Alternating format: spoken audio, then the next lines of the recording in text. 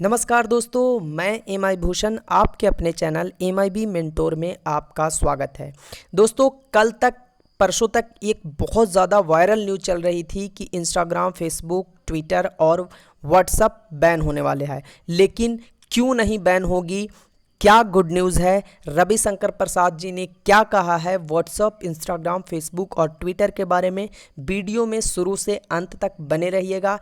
Channel पे पहली बार visit किए हैं तो प्लीज़ चैनल को सब्सक्राइब कर लीजिए और बेल आइकन को प्रेस कर लीजिए ताकि समय समय पर नोटिफिकेशंस आपको मिलता रहे।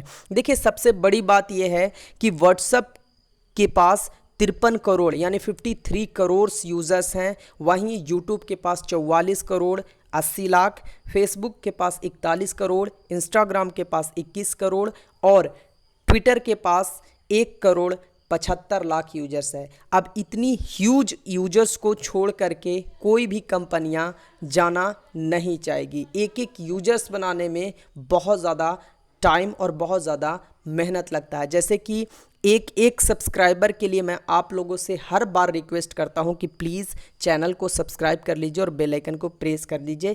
उसमें से भी बहुत सारे लोग सब्सक्राइब करते हैं और बहुत सारे लोग देख करके छोड़ देते हैं। प्लीज़ प्लीज़ प्लीज़ चैनल को सब्सक्राइब ज़रूर कर लीजिएगा। आपका एक सब्सक्रिप्शन और एक लाइक से सिर्फ और सिर्फ मुझे प्रोत्साहन मिलती है वीडियो को बनाने में। तो चलिए हम देखते हैं क्या कहे हैं Ravishankar Prasad ji social media activity के बारे में। मंत्रालय ने सोशल मीडिया कंपनी मसलन फेसबुक, ट्विटर, व्हाट्सएप, यूट्यूब और इंस्टाग्राम से नए डिजिटल नियमों के अनुपालन की स्थिति के बारे में तुरंत स्थिति रिपोर्ट देने को कहा है।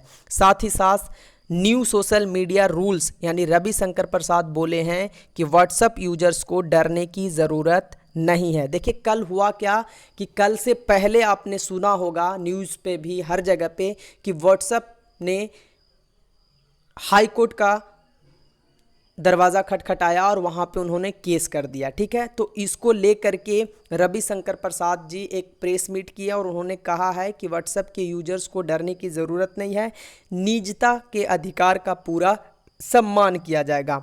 साथ ही साथ आईटी मंत्रालय ने, भारत सरकार ने एक गाइडलाइन जारी किया था। वो क्या था, एक बार मैं फिर से धड़ल्ले से आपको बताता चल रहा हूँ। सोशल मीडिया पर शिकायतें सुनने वाले तंत्र की व्यवस्था हो। वैसे मैंने कल भी इस चीज़ को बताया था। अब इस तंत्र में क्या क्या चीज़ें हैं, इसे और ब्रीफली तरीके से मैं एक्सप्लेन करने की कोशिश कर रहा हूँ। 3 अधिकारियों की नियुक्ति होनी चाहिए।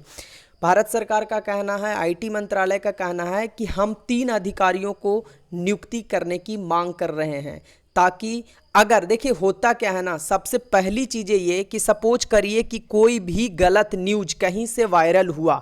ठीक है, अगर कोई भी न्यूज कहीं से वायरल हुआ तो सोर्स ऑफ जो वायरल का है वो पहला कंटेंट तो किसी एक पर्सन ने ही वायरल किया होगा ना। तो इनका कहने का मतलब है कि अगर हम तीनों ऑफिसर्स की अपॉइंटमेंट करते हैं तो जल्द से जल्द उस विक्टिम तक पहुंचा जा सकता है जिसने पहली बार इस वायरल न्यूज को वायरल किया या गलत न्यूज को वायरल किया। उससे क्या है कि जैसे दंगा फसाद या बहुत सारी ऐसी इलीगल एक्टिविटीज़ हो जाती है गलत इन्फॉर्मेशंस के कारण, उसे रोका जा सकता है 24 घंटे के अंदर। तो ये सही भी है। उन्होंने कहा है कि पहला अधिकारी चीफ कंप्लेंट्स ऑफिसर हो। इनका क्या काम है, ये ऑफिसर भारत में रह करके और शिकायतों पर कानून के तहत कदम उठाएंगे। यानी कि अगर कोई कंप्लेंट्स आती है तो उसको भारत सरकार के नियम को ध्यान में रख करके वो कदम उठाएंगे और उसकी एक्टिविटी के ऊपर भी इनकी नज़र होगी। दूसरा, उन्होंने कहा नोडल ऑफिसर नियुक्त हो। अब नोडल ऑफिसर भारत की एजेंसी के संपर्क में लगातार रहेंगे। तीसरा, उन्होंने कहा कि एक ग्रीवेंस ऑफिसर नियुक्त हो। इनका काम क्या है कि यूजर्स की शिकायत, जैसे मान लिया कि किसी ने मेरी गलत वीडियो या गलत पोस्ट कर दी, मैंने इंस्टाग्राम पे या फिर इनका जो सोशल एक्टिविटीज़ हैं वहाँ पे मैंने कंप्लेन करा, तो यूजर्स की शिकायत पर 24 घंटे के अंदर में कदम उठना चाहिए और 15 दिन के अंदर उसकी जो शिकायत है उसकी निवारण होनी चाहिए। इसके बाद मासिक रिपोर्ट बने जिसमें शिकायतों को डिटेल्स होना चाहिए, यानी 1 महीने का पूरा डिटेल्स होना चाहिए कि कहाँ से कौन सी कंप्लेंट्स आई थी और इस कंप्लेंट्स को कितने हद तक सोल्ड आउट किया गया। अगर सोल्ड आउट नहीं किया गया तो क्यों नहीं किया गया, इसका भी प्रॉपर वे में जानकारी होनी चाहिए। तो इस तरीके से ये पूरा डेटा था।